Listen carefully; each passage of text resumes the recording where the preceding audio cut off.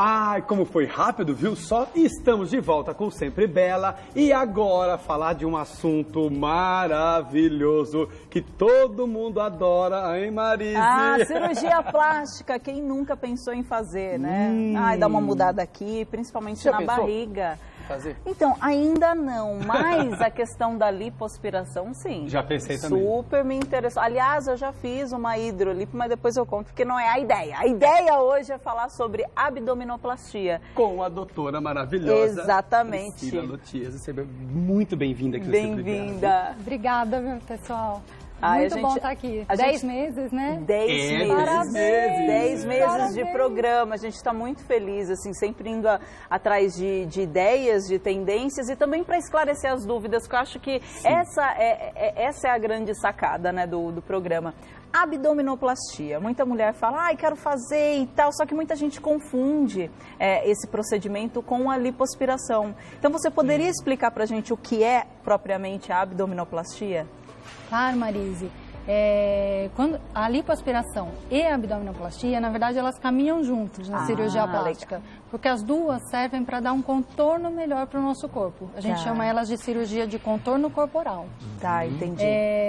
Quando a paciente tem, por alguma razão, flacidez na pele da barriga, o que causa flacidez nessa pele? Então, engordar muito, ou depois de ter nenê, às vezes ela tem gêmeos, então a barriga distende demais, né? Como que a gente sabe se ela tem flacidez na barriga? Ela vai ter algumas estrias que já se formam, principalmente na pele embaixo do umbigo, ou quando ela emagrece, sempre fica um pouco de barriga, sabe? Não fica, ela fica penduradinha. Fica aquela pelezinha flácida em volta do umbigo, aquele umbiguinho mais fechado, assim, não fica aquele umbiguinho colado mesmo na parede abdominal. E mesmo fazendo exercício, ginástica, tendo uma vida saudável... Não volta de jeito nenhum. Não volta 100%, fica um pouquinho. Então, esse procedimento nada mais é do que tirar uma parte da pele para a pele voltar a ficar toda retinha, assim, toda durinha. Inclusive tem um vídeo, vamos mostrar? Vamos ver o vídeo, que eu acho que vai explicar melhor pra gente. Bem melhor, olha lá, a gente pode falar sobre ele. O que é aí, doutora? Então, a paciente no centro cirúrgico, sendo anestesiada, e esse é o abdômen que a gente vai tratar. A cicatriz, na verdade, a gente fala que é uma cicatriz no lugar da cicatriz de cesárea, mas um pouquinho maior. E o umbigo da paciente, ele vai ser o mesmo que ela tinha antes. Só que a gente vai liberar ele, né? A gente tira ele do lugar e depois abre de novo nessa pele esticadinha. A gente trata a musculatura, esses são os pontos para deixar a musculatura mais firme, porque a flacidez não é só da pele, também tem da musculatura. E aí, esticando o excesso de pele, a gente vai tirar toda a pele que está abaixo do umbigo e esticar a pele de cima do umbigo para chegar lá embaixo. Nossa, que trabalhão, gente.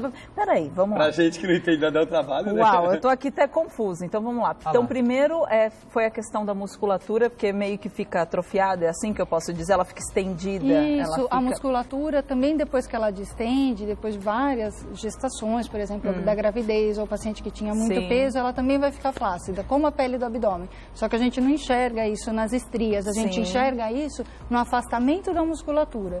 Então, durante a cirurgia do abdômen, a gente vai aproximar essa musculatura para a posição que ela deveria estar. Como que é o processo? Vocês costuram? Que eu não entendi. A gente pela faz imagem. uns pontos mesmo, pontinho. para específicos, né, da musculatura.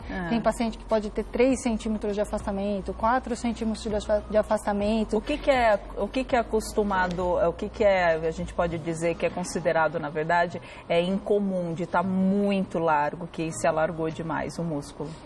A gente vê, quando faz abdominal, a paciente, essas coisas, a musculatura forma um espacinho, assim, no meio da barriga, sabe? Ah, entendi. Ela não fica juntinha no meio. Aí o caso de procurar um profissional. O caso.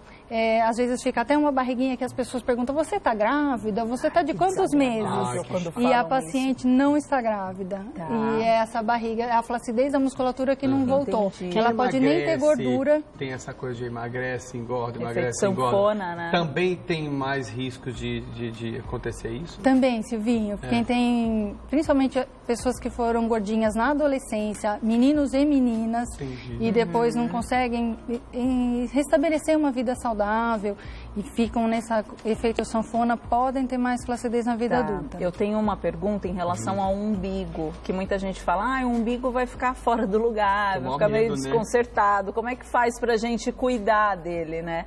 Você tem algumas dicas para passar pra gente? Tem algumas dicas.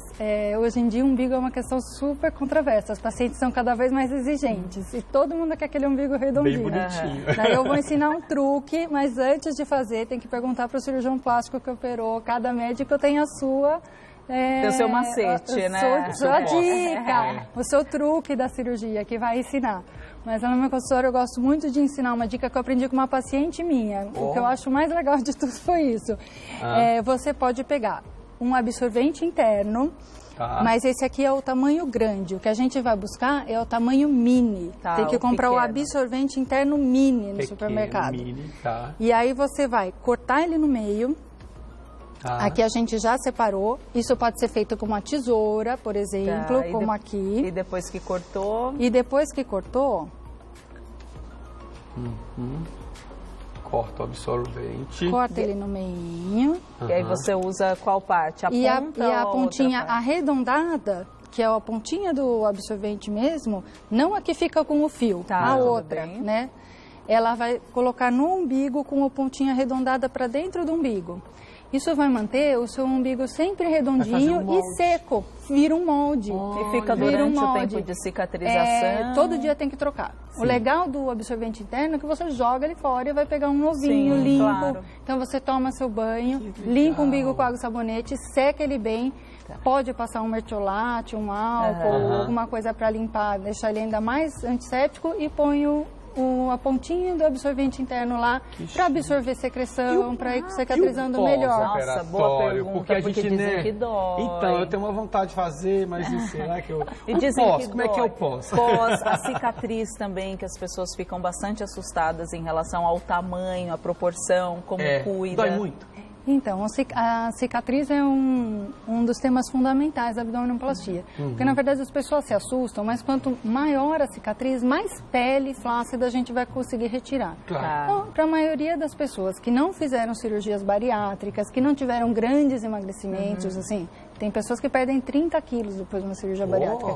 Às vezes, nesses pacientes, a cicatriz precisa ir até um pouquinho para as costas mesmo, ou até dar a volta no corpo, para tirar todo o excesso de pele. Mas para a maioria das pessoas que vai fazer depois de uma gestação, porque tem aquela flacidez, ela vai mais ou menos de lado a lado. Ela é na altura da cesárea, mas ela se estica de um lado ao outro do abdômen. E com isso a gente consegue tirar mais pele, a gente consegue dar um resultado mais bonito para o paciente. Essa é a importância dela. O corte em si, ele não dói tanto. A gente precisa cuidar. O que incomoda mais tem que dormir sentada, né, com o dorso elevado. Você vai dormir sempre de barriga para cima nas primeiras 3 semanas e vai usar uma cinta especial para o abdômen, que é para ajudar a não inchar, para ajudar você a ter firmeza, para fazer as coisinhas do seu dia a dia, né? E essa cinta, geralmente a gente mantém por 1 mês, depende do paciente, às vezes vai usar um pouquinho a mais. Depende de cada pessoa a recuperação, mas o importante é ter cautela, né? E escolher também um profissional que você tenha confiança, né? Eu quero agradecer a sua participação, ela esclareceu bastante as dúvidas. Se quiser mas se deixasse, nós ia passar o dia inteiro fazer consulta. Eu já tinha mais 1000 perguntas, mas nosso tempo infelizmente acabou. Quem quiser conversar com a Priscila, o site é Priscila com 2 L's, lotierzo.com. Priscila com 2 L's, lotierzo.com, tá bom? Muito obrigada. Obrigada a vocês. Volte sempre, viu? Mas sempre mesmo. Obrigada. Volte mais vezes para dar mais dicas pra gente aqui. Maravilha. Que é sempre bom a gente aproveitar nesse domingo e fazer consultas, né?